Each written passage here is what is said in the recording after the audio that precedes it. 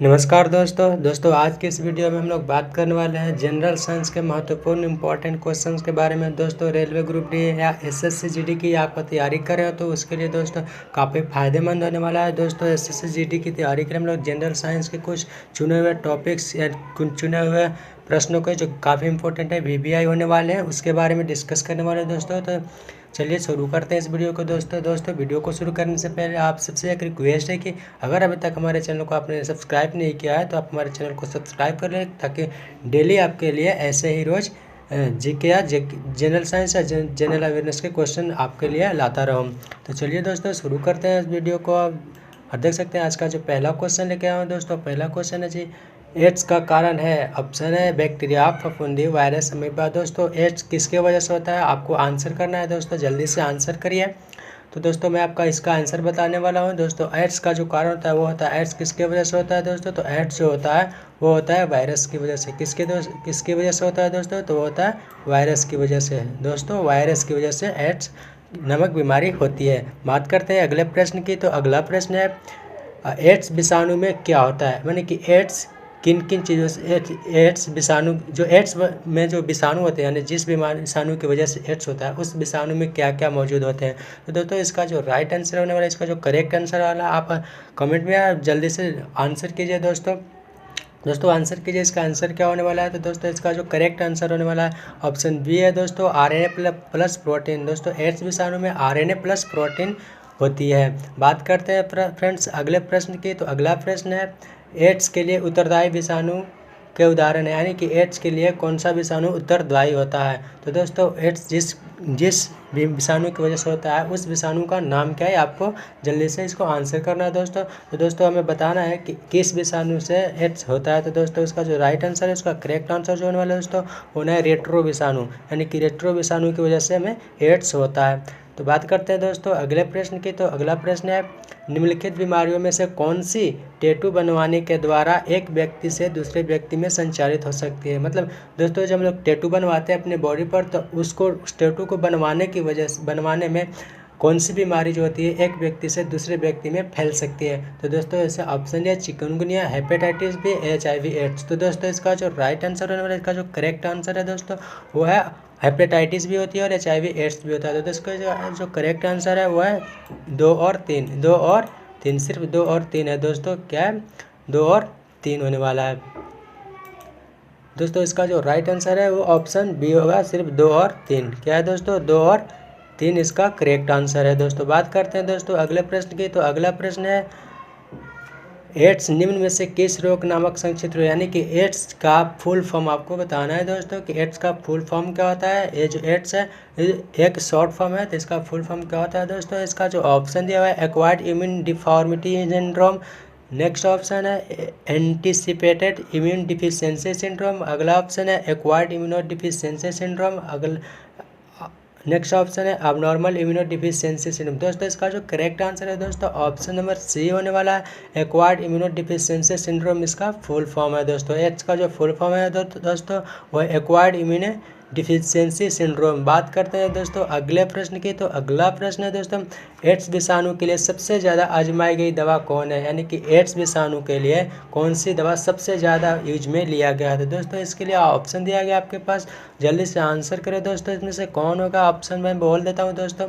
Option है जीडोबुडिन, अगला option है माइकोनाजोल, नेक्स्ट ऑप्शन है नोनाक्सिनाल, नेक्स्ट ऑप्शन है विराजोल। दोस्तों इसका जो राइट आंसर होने वाला है, इसका जो करेक्ट आंसर है दोस्तों वो है ऑप्शन है जीडोबुडिन होगा दोस्तों, सिर्फ जीडोबुडिन होगा। डेस्क पर भी हाईलाइट हो गया है तो दोस्तों आप बात देख सकते हैं ये जो है जीडोबुडिन है, जीडोबुडिन इसका राइट आंसर है दोस्तों। कौन है जीडोबुडिन है इसका राइट आंसर है दोस्तों। बात करते हैं अगले प्रश्न की। तो अगला प्रश्न है एलिसा परीक्षण किया जाता है, यानी कि एलिसा परीक्षण जो होता है वो किसके लिए किया जाता है दोस्तों। ऑप्शन है आपके पास एड्स पहचानने के लिए, क्षय रोग की पहचान करने के लिए, मधुमेह की पहचान के लिए, टाइफाइड की पहचान के लिए। दोस्तों एलिसा परीक्षण जो किया जाता है वो किया जाता है एड्स पहचानने के लिए। तो यहाँ जो करेक्ट आंसर आने वाला है दोस्तों, करेक्ट आंसर है दोस्तों एड्स पहचानने के लिए। क्या है दोस्तों एड्स पहचानने के लिए यूज किया जाता है एलिसा परीक्षण। अब बात करते हैं दोस्तों अगले प्रश्न की। तो अगला प्रश्न है लोहे में आयरन की कमी से कौन सी बीमारी हो जाती है। दोस्तों ये तो बहुत ही सिंपल सा क्वेश्चन है दोस्तों, इसका जवाब हर बच्चा दे सकता है। दोस्तों इसका ऑप्शन है रिकेटस, एनीमिया, अस्कर्वी, अधिक रक्तस्राव। तो दोस्तों इसका जो राइट आंसर है दोस्तों, मानव शरीर में लोहा की कमी से जो बीमारी होती है वो उसका नाम है दोस्तों इनेमिया। एनीमिया नामक बीमारी हो जाती है। क्या होती है?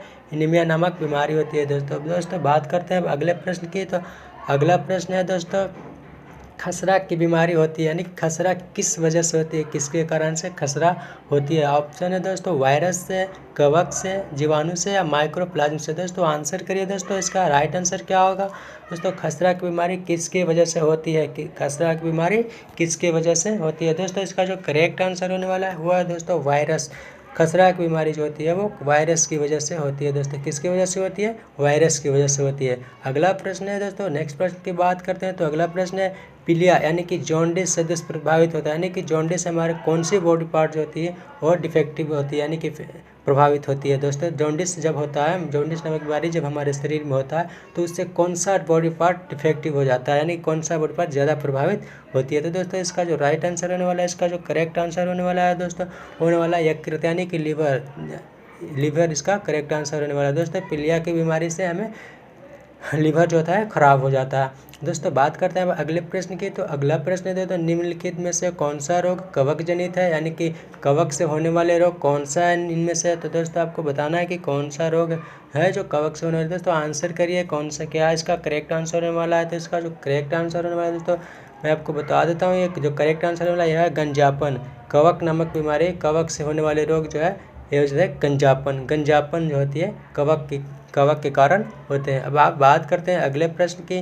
तो अगला प्रश्न है तो BCG यानी कि बेसिलस कॉमेल्ट ग्यूरिन का टीका निम्न में से किस में लगाया जाता है, यानी कि BCG किसा टीका किस में लगाया जाता है। दोस्तों ऑप्शन है निमोनिया, काली खांसी, टिटेनस, टीबी। तो इसका जो राइट आंसर होने वाला है दोस्तों टीबी। इसका जो करेक्ट आंसर है टीबी है दोस्तों। BCG का टीका जो लगाया जाता है वो टीबी के मरीजों को लगाया जाता है। अब बात करते हैं अगले प्रश्न की। तो निम्न में से कौन सा जल जनित रोग है, यानी कि जल जनित रोग कौन सा है। दोस्तों इसमें आपको आंसर करना है, जल्दी आंसर करिए दोस्तों इसका जो ऑप्शन है चेचक है, मलेरिया है, हैजा है, तपेदिक है। तो दोस्तों इसका जो करेक्ट आंसर होने वाला है जल जनित रोग है, इनमें से इसका जो करेक्ट आंसर है दोस्तों वह हैजा है। दोस्तों हैजा जो है जल जनित रोग है। क्या है? हैजा इसका करेक्ट आंसर होने वाला है। अब बात करते हैं अगले प्रश्न की। तो अगला प्रश्न है टाइफाइड विशिष्ट उदाहरण है, यानी कि टाइफाइड जो है निम्न में से किसका एकदम एक अच्छा सा उदाहरण है। तो इसका जो करेक्ट आंसर है आप जल्दी से आंसर करिए दोस्तों। इसका ऑप्शन है दोस्तों, ऑप्शन देख लीजिए, वायुजन्य रोगों का, संक्रामक रोगों का, जलजन्य रोगों का, उपयुक्त में से कोई नहीं। तो इसका जो करेक्ट आंसर रहने वाला है, इसका करेक्ट आंसर तो जलजन्य रोगों का है। दोस्तों जलजन्य रोगों का इसका करेक्ट आंसर रहने वाला है, ऑप्शन से इसका करेक्ट आंसर होगा। तो दोस्तों बात करते हैं अगले प्रश्न की। तो अगला प्रश्न निम्नलिखित रोगों में से एक जो पानी के प्रदूषण की वजह से नहीं होता है। तो दोस्तों आपको इसमें बताना है कि ऐसा कौन सा रोग है जो पानी के प्रदूषण की वजह से नहीं होता है। तो आप आंसर के दोस्तों इसका जो राइट आंसर होगा क्या होगा। दोस्तों आपको बता दूं टाइफाइड, पीलिया, हैजा सब जो पानी प्रदूषण की वजह से भी होता है। तो इसका जो करेक्ट आंसर आने वाला है वह है हेपेटाइटिस बी। जो हेपेटाइटिस बी है फ्रेंड्स वो पानी के प्रदूषण की वजह से नहीं होता है। बात करते हैं अगले प्रश्न की। तो अगला प्रश्न है स्लीप एम्प्लिया एक भयंकर निद्रा दोष है जिसमें लोग क्या है ऑप्शन करते हैं, जिसमें लोग निद्रा में चलते हैं, निद्रा में बार बार श्वास बाधित होती है, निद्रा में आधी आंखें खुली रहती है, इनमें से कोई नहीं। दोस्तों आंसर करिए दोस्तों, इसका करेक्ट आंसर क्या रहने वाला है। दोस्तों आप इसका देख लीजिए प्रश्न स्लीप एप्रिया एक बीमारी का नाम है दोस्तों, जिसमें एक निद्रा दोष रोग है जिसमें लोग क्या होते हैं। इसमें क्या ऑप्शन होगा, इसका जो करेक्ट आंसर रहने वाला है वो रहा है बी, निद्रा में बार बार श्वास बाधित होता है। स्लीप एप्रिया नामक बीमारी दोस्तों, स्लीप एप्रिया नामक बीमारी में निद्रा में व्यक्ति बार बार श्वास बाधित होता है, व्यक्ति की बार बार श्वास बाधित होती है, यानी कि रुकने लगती है किसमें, स्लीप एप्रिया नामक बीमारी में। दोस्तों बात करते हैं अगले प्रश्न की। तो अगला प्रश्न है निम्नलिखित में से कौन सा बर्ड फ्लू विषाणु है, निम्नलिखित में से कौन सा बर्ड फ्लू विषाणु। ऑप्शन है N5H1, N1H5, N1H1N5, H5N1। दोस्तों इसका जो करेक्ट आंसर है, फिर से आप एक बार प्रश्न देख लीजिए, निम्नलिखित में से कौन सा विषाणु है। इसका ऑप्शन है तो इसका जो करेक्ट आंसर रहने वाला है दोस्तों वो रहने वाला है ऑप्शन डी H5N1 रहने वाला है। बात करते हैं अगले प्रश्न की। तो अगला प्रश्न है H1N1 विषाणु प्राय समाचारों में निम्नलिखित में से किस एक बीमारी के संदर्भ में उल्लेख किया जाता है। H1N1 विषाणु प्राय समाचारों में निम्नलिखित में से किस एक बीमारी के संदर्भ में उल्लेख किया जाता है। तो इसका ऑप्शन है दोस्तों, ऑप्शन देख लीजिए क्या होने वाला है। इसका करेक्ट आंसर है वो आपको बताना है दोस्तों। तो इसका जो करेक्ट आंसर है उसको जो है ऑप्शन डी रहने वाला है स्वाइन फ्लू। दोस्तों स्वाइन फ्लू इसका करेक्ट आंसर होगा। बात करते हैं अगले प्रश्न की। तो अगला प्रश्न है इबोला। इबोला क्या है? इबोला एक क्या है? तो दोस्तों क्या है इबोला? एक आतंकवादी संगठन है, प्राणघातक विषाणु है, एड्स परीक्षण है, या इनमें से कोई नहीं। दोस्तों तो मैं आपको बता दूं कि इबोला जो है एक प्राणघातक विषाणु है। तो इसका करेक्ट आंसर जो रहने वाला है दोस्तों वो रहने वाला है प्राणघातक विषाणु। इसका करेक्ट आंसर रहने वाला है। तो बात करते हैं अगले प्रश्न की। तो अगला प्रश्न है काली मौत यानी कि ब्लैक डेथ किसे कहते हैं।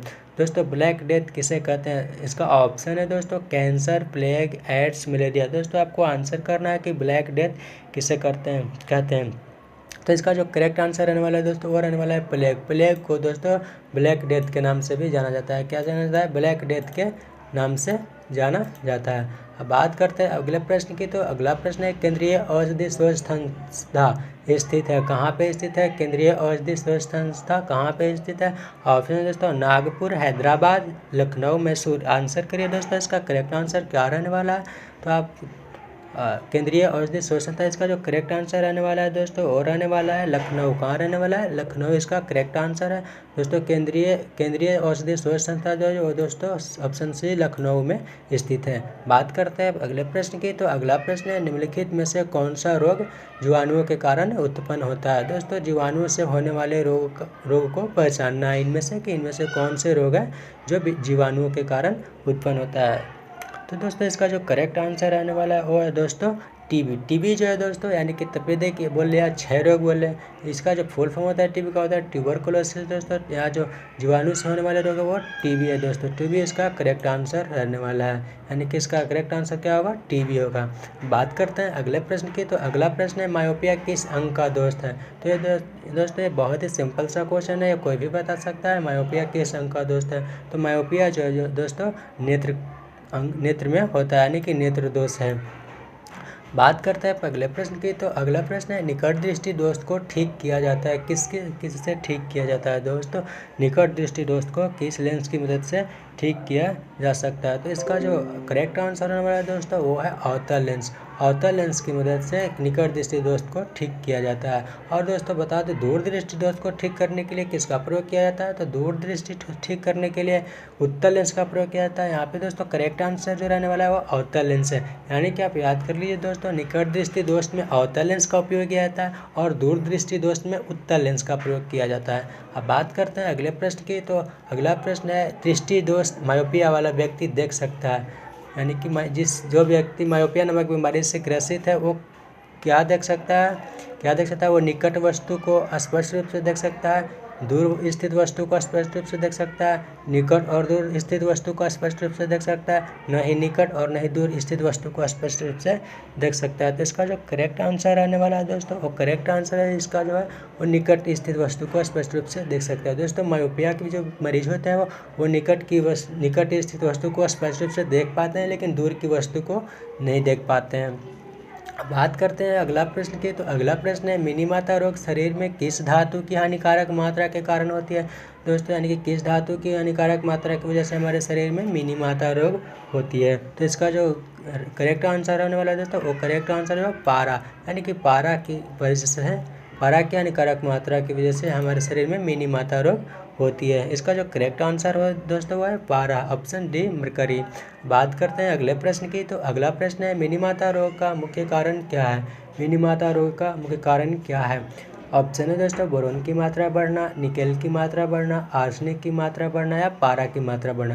दोस्तों अभी आपने तो कहा कि मिनीमाता जो रोग है वो पारा की वजह से होती है। तो इसका जो करेक्ट आंसर होने वाला है वो पारा की मात्रा के बढ़ने की वजह से होती है। इसका जो करेक्ट आंसर है दोस्तों वो ऑप्शन डी पारा की मात्रा का बढ़ना।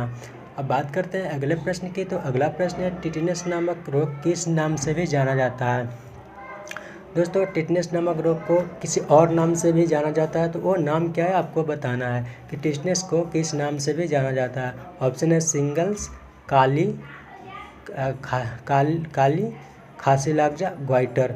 बात करते हैं इसका करेक्ट आंसर। तो इसका जो करेक्ट आंसर रहने वाला है दोस्तों, करेक्ट आंसर है ऑप्शन सी, खांसी लागजा।